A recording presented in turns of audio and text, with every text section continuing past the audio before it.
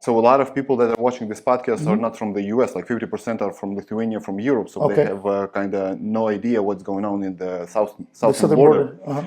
Tell me what's going on right there, and how do you feel it being a half Mexican? So, look, there's two ways of looking at it.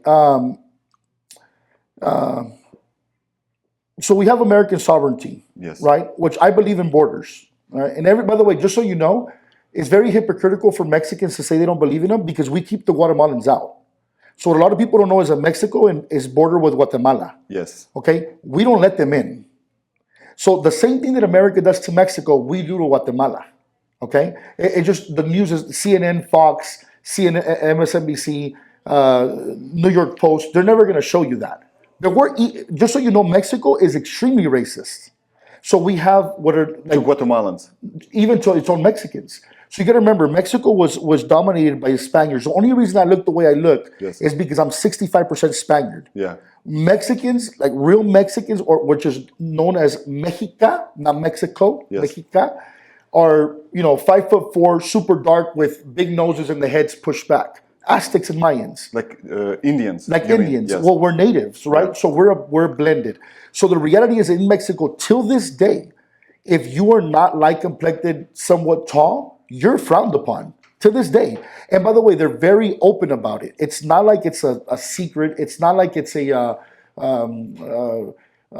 hidden. Yeah. You're short and you're dark, and we don't like you.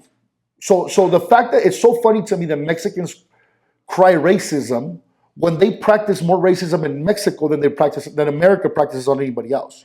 So how I feel about it is there's Mexicans told me, well, if it wasn't for illegal immigration, you wouldn't be here, which is true, because my parents came here illegally. Both of them did. So they're not wrong. But just because things are not wrong, just if my dad was a rapist, should I have the okay to be a rapist?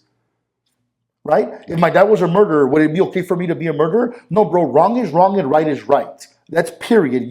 Your emotions don't play into it, right? So when it comes, like for example, if a terrorist from the Middle East or a terrorist anywhere would come and their kids are coming, they train them to be terrorists here too. Oh, then if are you going to tell them the same thing? Well, if it wasn't for your parents coming here, you wouldn't be here. Like, it's a bullshit argument. It's an emotional argument.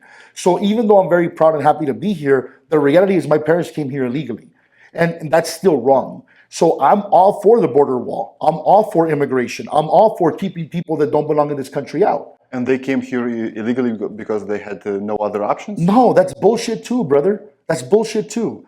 My family lives perfectly fine in Mexico. In Mexico, people don't die of starvation. It's not a third world country. No, I mean, they came here illegally because they had no other options to come here legally. There's options to come here legally. Even like 30 years ago? Yeah, of course. As a matter of fact, my parents came here during Ronald Reagan was president. Who's gave the only amnesty in America? Ronald Reagan. And he did it to all races, right? To all nationalities.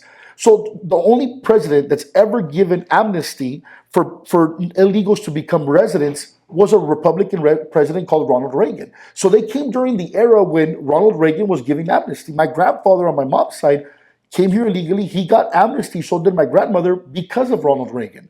So the reality is there's always been ways of coming here legally. Now, people want to say, oh, people come here from necessity. Yeah, people come here from necessity from Cuba, from Venezuela, not from Mexico, bro.